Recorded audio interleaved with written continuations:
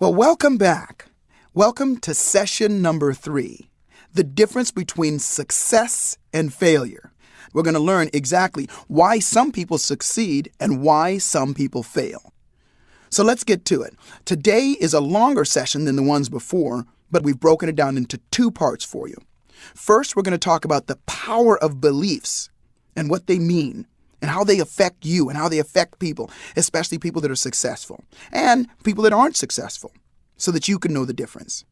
And in part 2, we're going to be talking about the importance of managing your state and give you some great examples and exercises and tools to do this. So put yourself in a peak state now, put a smile on your face, get excited and get ready to go. And let's find out what creates the difference between success and failure.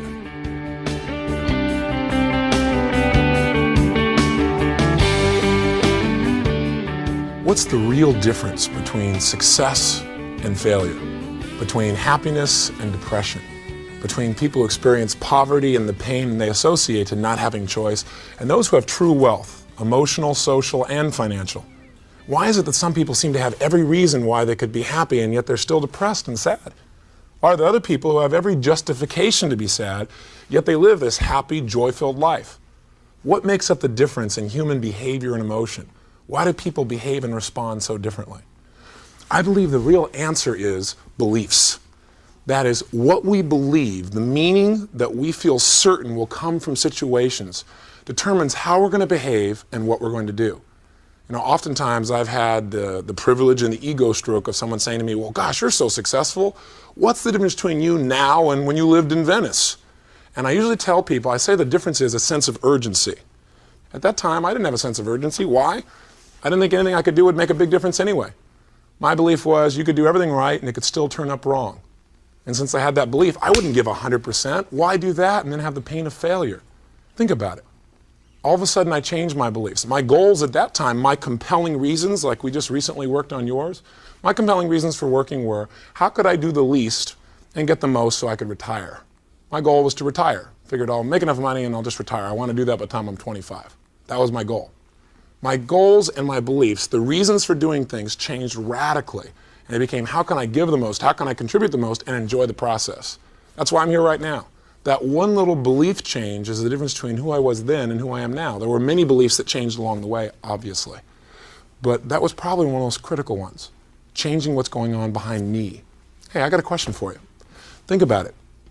How hard would you really work if you absolutely knew? How hard would you work in this course to really master this stuff, to stay present, to take notes, to manage your state if you've been sitting for a while? How hard would you really work if you knew that by mastering the tools of influence, of persuasion, that you could literally create, be, do, have everything you want for the rest of your life? If you really believe that in your gut, how hard would you work?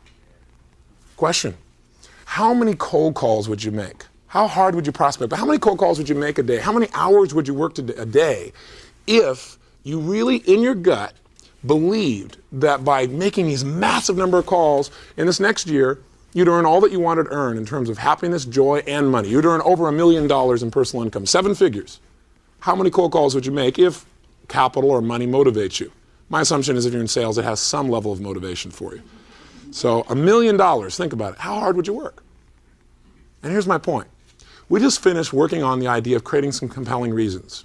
Remember I told you that the difference between success and failure is a sense of urgency or compelling reasons. People who really succeed, it's not that they're more intelligent. I'm no more intelligent than anybody else around me, but I have been more successful in the endeavors of business than a lot of my associates, a lot of people that I learned with, a lot of people I studied with. Again, not because I was bright, not because I was great, but because I developed more reasons. I had more of a demand on myself. I had more of a sense of urgency. And all those things came from developing strong goals, but not only strong goals, but the belief that I really could get them and that there were enough reasons for me to get them. That's the difference, because lots of people set goals. So it's not enough to set the goals. You've got to get where you believe those goals will happen. Beliefs are probably the single most important element of what determines what you're willing to try, what you're willing to buy, what you're willing to do, who you'll marry if you marry, whether you have kids, how you're going to live your life, all comes down to your basic core belief systems. many times we don't have what we want in our life just because we have this feeling of certainty that we can't have it, or this feeling of certainty that it's going to be tough. It's like whatever we believe, we make true. There's an old corny phrase that says, whether you believe you can or whether you believe you can't, you're right. I really believe it's true. I mean, think about it. You probably know the story of Roger Bannister, right? The gentleman who ran the 4-minute mile, first human being to ever pull that off. And most of you probably know that for thousands of years, human beings were trying to run a 4-minute mile. And never were they able to really get that done. In fact, the belief system became the human body cannot move that fast. And you probably know that the reason Roger Bannister was able to do that is not because he was so much more physically strong, but what he did is he rehearsed in his mind over and over and over again, running that 4-minute mile successfully, till he felt so certain. That's all a belief is, a feeling of certainty. He felt so certain that he was able to get his body convinced. He was able to persuade his body to do something his body didn't think it could do. And as a result, he ran a 4-minute mile. Human beings' capabilities are directly related to their beliefs. What we're going to do in this program, before we ever talk about influencing somebody else, is we're going to explore your beliefs. What are the beliefs that are keeping you from being and doing and having all that you want? And what are the beliefs that are making your life great? In the areas that you're most proud, in the areas that you feel strongest, what is it that's really working there? What is the belief that's supporting you behind that? And so we're going to explore those and help you to learn how to change your own beliefs. Because you can learn all the sales techniques in the world, and you can learn to do these closes and sell these things, but if you don't learn how to influence yourself and your feeling of certainty about what you're capable of, what you deserve, what the prospect deserves, what your product is, the relationship between, commitment and energy and results, if you don't alter those things, then everything else you're going to learn is going to make a minor shift. The major shift happens when those beliefs change. Then it's like the gates open, and the flow of money, energy, choice, love will happen. Now, what do I mean by a belief? Well, let's think about it. A belief is nothing but a feeling of certainty about what something is going to mean to you. That's all a belief is. In other words, when you say, I believe something, you're saying, I feel pretty certain in my gut that this will mean something to me. Let me be even more specific. Do you recall earlier we said that everything people do, they do for reasons? So let's chunk that down for a second. I said to you that whatever people do, they're doing it out of their desire to achieve or avoid various states. Remember we said people have 2 targets, okay? One target is the states of pain and pleasure. In other words, there are certain emotional states we're trying to move away from, and there are certain emotional states that we want to move towards. Does this make sense to you? So the big question in life, the question if you want to motivate people, the big question is why? We always want to know why people are doing things. Why is the question? It's not enough. If somebody says to me, I want a fast car that'll take me from 0 to 60 in 50 seconds. My question to them is, I said, that's phenomenal. So I agree with them. I'm curious, why? What is it about that you enjoy? And they go, well, I don't know. I enjoy it. It feels good. Okay. When you say, well, are there other things in your life that you like also that are fast? They go, yeah, I like to have fastest. And so what I begin to do is find out a little bit behind them. Somebody says, I want to trip around the world. I don't assume I know why. I want to know why, which means I want to know what are their beliefs. What do they feel certain? They feel pretty certain that a trip around the world is going to give them. And then they'll begin to tell me, I feel certain that if I do that, it'll give me, let's say, adventure. Okay? And it'll also keep me from being bored. Maybe boredom is something they don't want to experience. So they think, God, by going on this trip, I don't have to feel bored anymore, and I have adventure. I now know key elements in how to motivate them to do other things as well. Does that make sense? In other words, I know that if I'm going to motivate them to do things, that one of their hurts is probably what? Boredom. That one of the pleasures they want is probably what? Adventure, or in this person, let's say, family or acceptance. So the bottom line is, we need to know this about us. But what you actually do in a given situation is based on your belief that if I do X, if I X, then Y will happen. So if I go on a trip, then I'll enjoy myself. You know, some people don't want to go on a trip around the world. Why would somebody not want to go on a trip around the world? The answer is they believe, God, if I go on a trip around the world, I'm going to have to schlep all this stuff. And plus, I'll probably get bit by a rattlesnake. And if I go on a trip on the world, I mean, I've done that once before, and it just, it wasn't what it was cut out to be. I didn't know anybody. I couldn't speak the language. The food wasn't any good. Couldn't find McDonald's. Right? So you get the idea of what I'm saying. See, we want to study other people, and I'm showing you this right now, but the person who we've got to really understand the core of is you. You've got to find out what are your beliefs, because some of your beliefs, I would hazard a guess, are limiting you from going for things. I had an experience that was not real pleasurable. I had some partners in business, 2 of them. One of those particular partners was not 100% honest. In fact, he embezzled about $250,000. And he ran my company about $758,000 in debt, while I was working on the road doing seminars literally 25 days, 28 days a month. It was a fairly intense experience. Fascinating is the word I now choose to use for it. But the point is that what happened for me was everyone around me came to me and said, Tony, you're a good guy, it's not your fault, and the company's going to go under. There's no possible way you're going to have to go bankrupt, so how do you want to get started? Now what's interesting is I have a different set of organizing beliefs. I have a belief that says there's always a way. That if you're committed, let me put it that way, if you're committed, then there's always a way to pull it off if you're 100% committed. Now we all have a different idea of what committed means. Committed to me means you just do whatever it takes. I don't care what it is, there are no limits. Committed to other people is I'll try it a time or two and see what happens.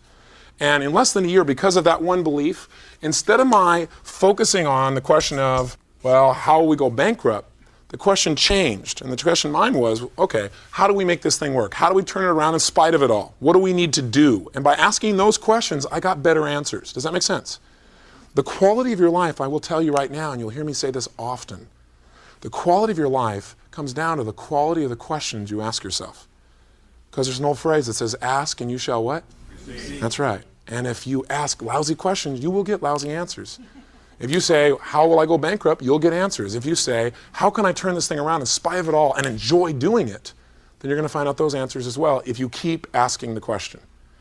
The bottom line is, I want you to think about finding out what people's beliefs are. And then what you've got to do is you've got to create a new possibility. You've got to create a way for them to be able to say, okay, if I purchase this, then it's going to mean more pleasure than pain. And the way you're going to do that is the way we've already taught you and the way we're going to break it down into 10 steps. But I want you to understand the basis behind this. Now, let's see if this is really true. Is what we do really the result of what we believe? Is that really the source? Well, let me ask you some questions. Let's have some fun questions for you. How about a question like, let me ask you an intense question instead. Let me ask you a tense question, and that'll be fun for me. Would you be willing to murder an innocent person in order to stop hunger all around the world? Because somebody, dies now, I think 40,000 people a day or something of that nature die every day of hunger. So the question is, would you be willing to murder an innocent person to stop hunger around the world and save all those lives? Yes or no? One person says, which person?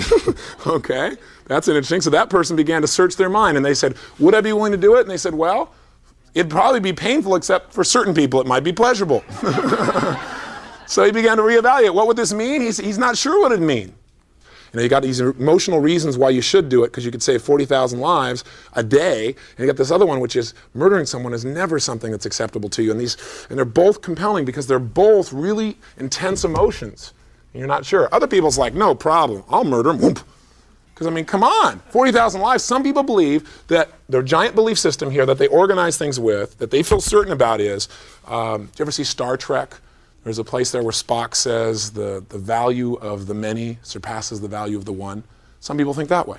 So they'd say, listen, one person. Some people say, yes, I would murder someone.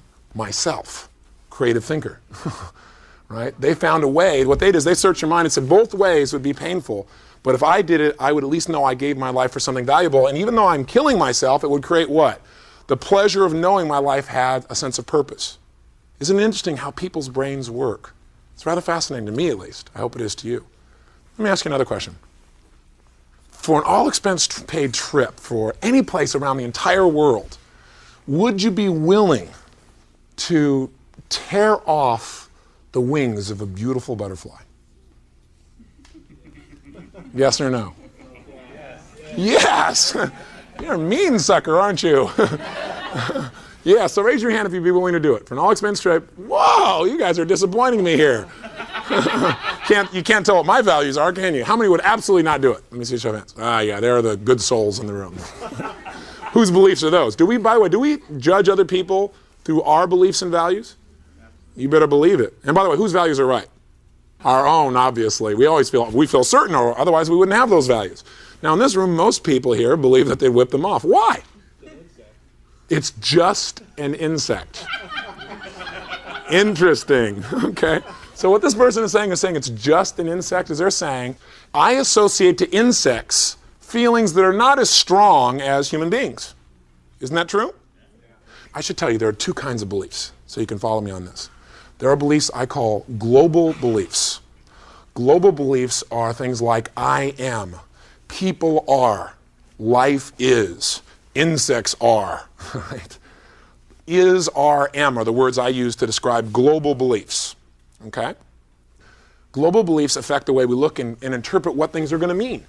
In advance, it determines. Well, a long time ago, we decided this is what it means, and we use that to make future evaluations.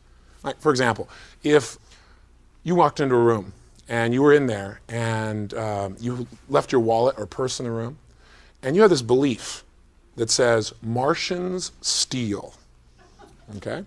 And sure enough, you leave the room, and you come back, and your wallet or purse is gone. And you notice that there are 2 Martians in the room. What immediately becomes the question in your mind that you're going to ask based on that belief? What would you guess it would be? That's right, which Martian took it? Not where did I leave my wallet, right? Not did somebody pick it up and put it in another place. Now, what if you believe that Martians are totally honest, and so are all human beings, and the room is only filled with Martians and human beings? And your global belief is Martians and humans are totally honest and capable of stealing. When you walk in the room and your purse or wallet is missing, what are you going to ask? Has anybody seen it? Yeah, has anyone seen it? Where did I leave it? Where did somebody put it for me? You follow me? So when you walk in to meet a prospect, you're walking into, I call this a reference book. This is a giant book or file cabinet full of preconceived notions about what things will mean, don't you? Global beliefs. Salespeople are, right? Finances are too complicated. Insurance is negative. Buying a home is a big decision, right? You know, making an investment in satellite communication is very intense. Using another printer is a pain. You know, having to change is tough. Those would all be global beliefs. You follow me? And so you cannot, in persuading a prospect, jump in. I shouldn't say you cannot. You can do anything. But it is probably better not to attack a person's beliefs, because people have different levels of beliefs. Some beliefs they're kind of like they feel pretty certain about, and some beliefs they would give their life rather than change. Have you ever been in an argument with somebody when you attacked one of those beliefs? It can get rather intense, can it? So the general strategy in selling is find out what they want. In other words, find out who we're dealing with, and let's meet their needs by aligning with their beliefs and then redirecting. Somebody says to me, salesmen are dishonest. My response will be, no, they're not. I wouldn't say that. I'd say, you know what? Unfortunately, a lot of them are. And it totally tarnishes, you know, the idea of people like myself who really do care. That's why I don't even think of myself as a salesman. You know what I really am? I'm a CEO, a financial CEO. I'm here to help you manage those finances if I was, for example, a stockbroker. So if you're a stockbroker, don't say, well, they say stockbrokers are dishonest. Don't go, no, they're not. Say, a lot of them are. And you know what? I don't even think of myself that way. What I am is this, not one of those. See, that's the way to deal with things. Not to fight them, not to tell them they're wrong. No one in this world wants to be made wrong. And if your style of selling is to try and show the client how they're wrong so you can now show them what's right, I guarantee you, you'll never make it into that group I call the 250. The 250 are the people that make $250,000 a year or more, or in their industry are considered to be the top. So it's not just economics, because in some industries you're not rewarded economically for how much you contribute. But in most of the selling industries, that's true, and that's why I use that criteria. But if you want to be in that top 1%, you've got to really make sure you align with the client's beliefs, not attack them. Is this making sense so far? Great. So one type of belief I call a global belief. Global beliefs. And global beliefs are the I am, life is, people are, butterflies are. What will happen to your selling? So I think what we're going to do is this. Let's have you sit down, and I want you, just for a moment, to think about the answer to those 5 questions for you. Why is it that you know your product really, well, first of all, why do you care about the prospect? You know, why can people count on the fact that you're not going to take advantage of them? How is that true? What are the beliefs you have behind that? Let's go to the second one after that. Second one, what is it about your product? What are the advantages and benefits, and what will they mean to people? Because people don't buy benefits. They don't buy advantages. They buy what it's going to mean to them, and a benefit has got to have some meaning to them. If you just sell random benefits, it may not mean anything. It's like saying you'll have an adventure. That may be a benefit of a product, the adventure of it, but if they don't like adventure and what they want is security, you've got a problem. But what are some of the major benefits for you so that you can transfer some of that feeling of certainty to somebody else if they have similar values? Third thing, I want you to write down, what are the beliefs you have? What is it gives you certainty that those objections you usually hear, money and time, all that stuff, what is it that you feel makes it so much more worth that? So if you want to be powerful, here's what most people do. They practice the words. So they learn in traditional selling, they learn a close. And they come in and they deliver the close, and they do it perfectly. They say all the right words, but it doesn't work. You want to know why it doesn't work? It doesn't work because they don't feel certain about what they're saying. They feel certain about the words, but they don't feel certain that it's really right. And that's why the person doesn't get convinced. That's why you're going to learn closing here. But no close can make up for you not believing and being certain that what you're giving the prospect is 10 times more valuable than what you're asking for in return. If you really believe that in your gut, there's no limit. So I want you to answer that question. Why is your product worth 10 times what you ask for in return in terms of money or time or effort? Okay? Fourthly, I want to make sure you answer the question strongly within yourself about your own products or services. How can that person justify doing this with the people around them? You need to help them to justify it. And how will it benefit the people around them? What are some ways that you're certain will benefit people around them? General things that consistently help the people around them. And sometimes it's by helping that person to have something. It puts them in a better state and makes them treat people around them better. There are lots of reasons. And lastly, make sure that you can think of reasons why they should do it now. Because I'll tell you something, in my own sales team, I tell them the most important thing they've got to do is get you to realize that this is something you need to do now. Because otherwise, if people can put things off, they will. Because people don't want to have to make a decision. They don't like that. They don't want to make heavy-duty decisions, and they don't want to commit time. They don't want to commit resources, because in the short term, it looks like pain. Because most people are short-term oriented, I would think. Would you agree with me on that? Yeah. So they look at the short term and they go pain. They don't look at the long term, which could be massive pleasure. You have to be a long-term thinker to be successful. Hey, the Japanese, if you go talk to a Japanese businessman, they got a 100-year game plan, a century game plan. You go to the average businessman in America, and you'll be lucky to find a 5-year plan. In fact, usually it's, what are we going to do by the next quarter that's going to affect, people who are invested money here in our company? And it's a challenge. It affects us. So what I tell people is you got to show them how it's compelling now. You got to get someone to realize now is the time to do this, and if they don't do it now, it's going to hurt. Think about it. Life is like a river. We're moving on it, right? It's traveling. And what happens? This river's going along, and most people don't look up to see where is it going. And one day they end up 5 feet from Niagara Falls in a boat with no oars, and they go, oh shoot, it's a little late. See, so you know what the problem is? A persuader didn't come by and say, come here, I got to talk to you while you're still upstream. And say, you know where you're heading? This is very real, and make it real enough so that you put them 5 feet in Niagara so they're motivated. They feel the pain and want to change. That's really what you've got to do here. You've got to make sure they have a reason to do it now. So let's do some thinking. What are some of the beliefs that you already have? What are some beliefs you need to have in these areas in order to be really effective in being able to close people? Because if you don't have that certainty within you, you're not going to transfer it to anybody else. All right? Let's do it right now. Now, by the way, just because Joseph's here, that doesn't mean you're alone. I'm here too. You better follow through on this exercise. Because otherwise, how can you be a leader if you don't even get yourself to follow through? Leaders go first. Develop the habit, the momentum of taking action immediately. So many people say, oh, I'm going to do it later. Don't do it later. Do it right now. If you get that habit in your body, that discipline, you're going to find yourself exploding through things that you used to talk about. Because you don't wait. You don't make it bigger. You just do it. So do the exercise. Hi, me again.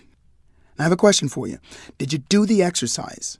Did you answer those 5 questions for yourself? If you didn't, you know what to do. Go back and do it now. I hope you're starting to get the flow of this, how this works. If you did, that's great. Then I have some questions for you as well. What did you learn about yourself, your congruence about why your product or service is extremely compelling to somebody, why they would want to buy it?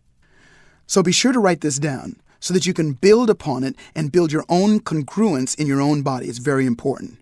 And also before we move on, I want you to realize that our own beliefs about ourselves and what we are capable of and what we can do affect our own futures as well.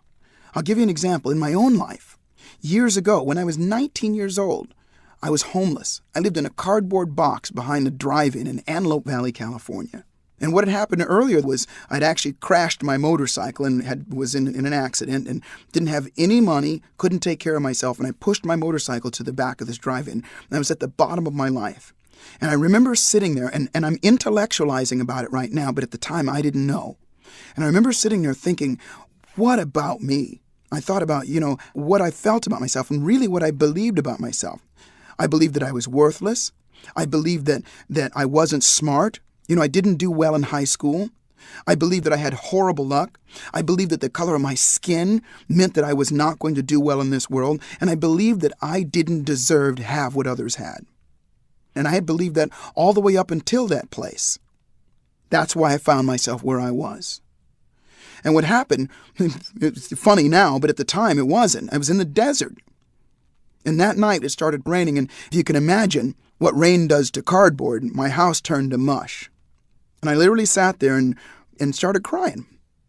I didn't see any other choice. Because all of these beliefs that I had about myself, and I just started crying. But something happened to me in there, and I just remember saying out loud that I deserve the best and everything's going to change tomorrow. And I sat up all night long, and I remember thinking about how I really wanted it, how I would prefer it to be. And I started thinking about the things that my friends had or people that did better than me, what they had. And I started imagining myself having those things and thinking, what if? And I remember saying it's never going to be this way again. And the interesting thing, in those days, my name is Joseph McClendon III. And in those days, I was Joe. And I remember at that time was the time that I started calling myself Joseph McClendon III because it felt better. And I remember thinking, well, gosh, that's a regal name.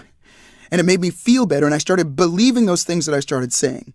And sure enough, the next day, and actually it was through the kindness of a stranger, gave me a book to read, and my life changed at that point. And I started believing different. I started getting different results. I literally woke up that next morning, pushed my motorcycle to a welding shop, and did something about it.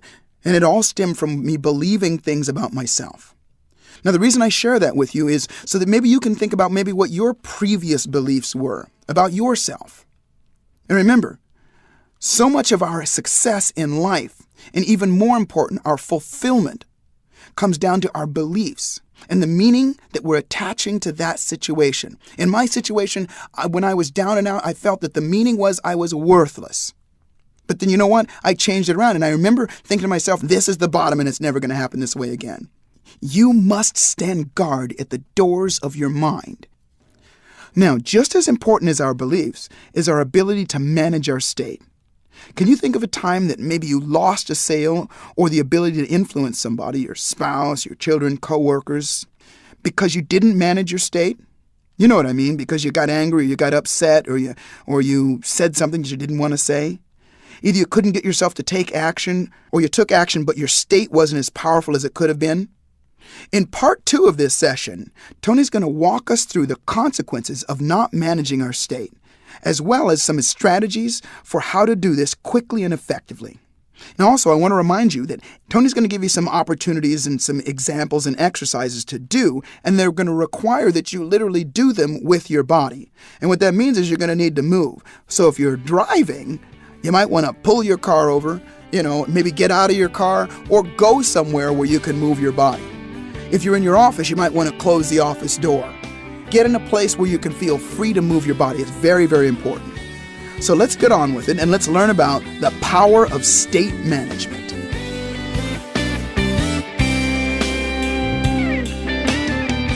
There are 3 reasons why people usually fail in life and especially in selling.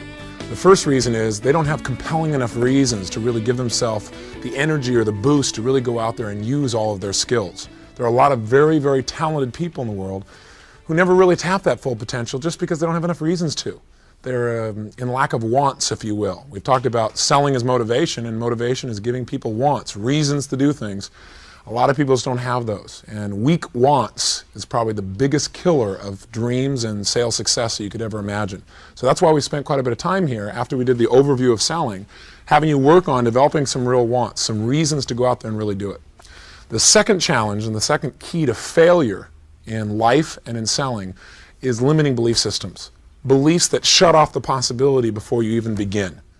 We talked a little bit about the 4-minute mile and people's belief that the human body couldn't even go that fast.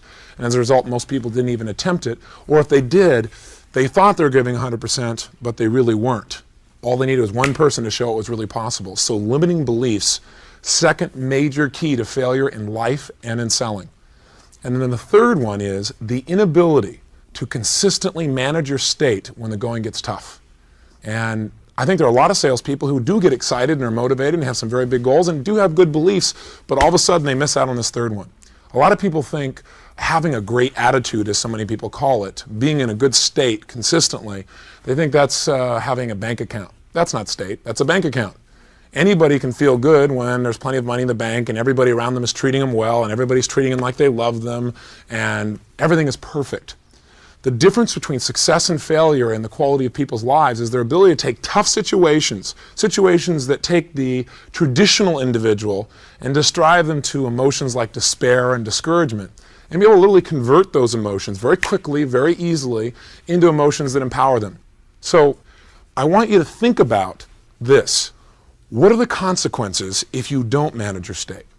Before we even talk about how to do it, let's talk about why to do it. Because like in anything else I've talked to you about, why to, I believe, is 80%, and how to is the 20%. You got to know the how to, that's clear, but you got to know why to more importantly. Because I've taught people how to manage their states and been blown away by them not being able to manage their state in a situation even though they knew how. But isn't that true of anything in life? People know how to do something and they still don't do it simply because they don't have a big enough why, they don't have enough reasons. So to help you do that, let's use our normal motivating and selling technique on ourselves. Let's look at what pain will result if we don't manage our states. So I got a question for you. What will happen if you don't consistently manage your states?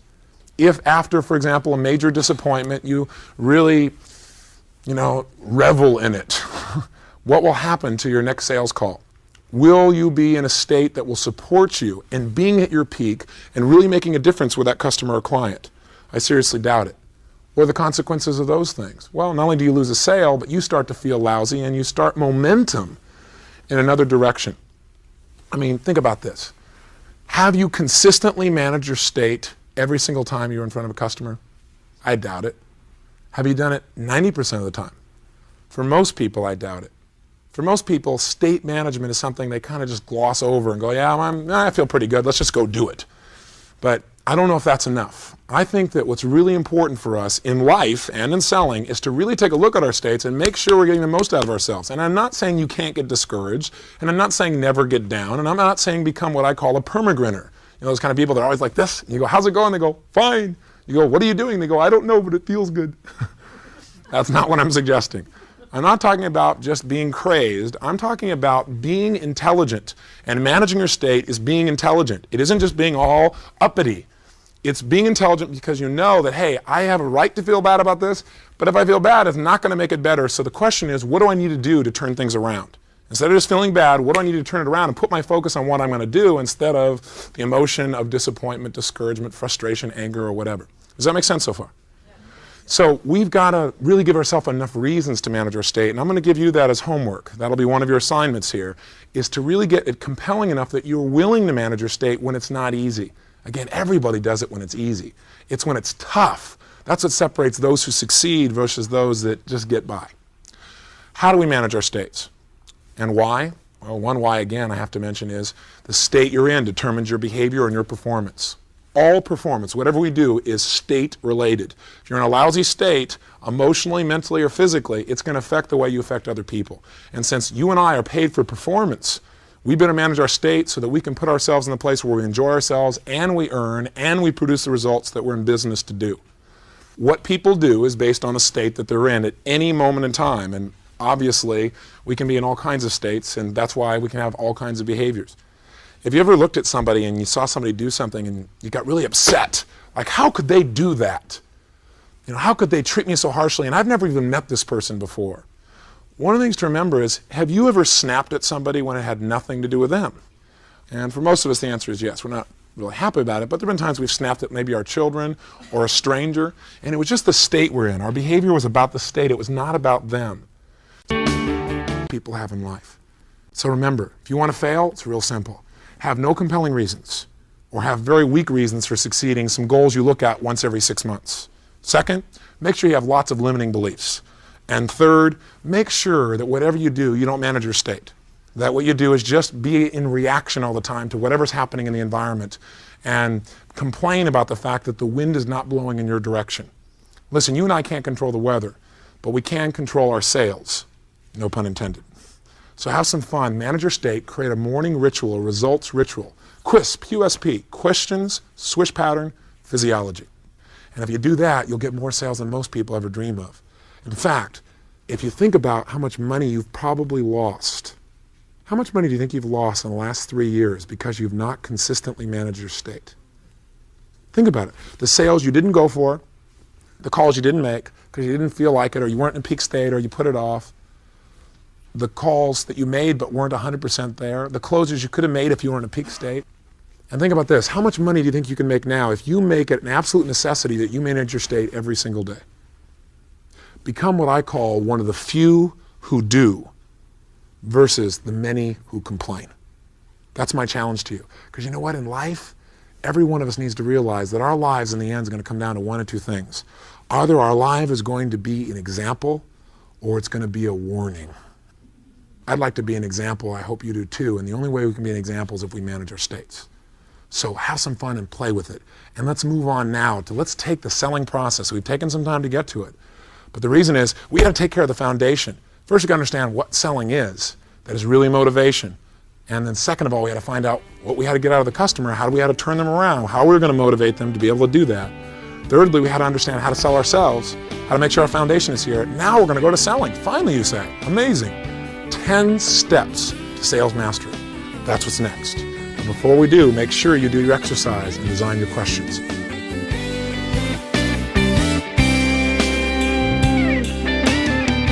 Great job. Now, did you come up with a power move that puts you in state?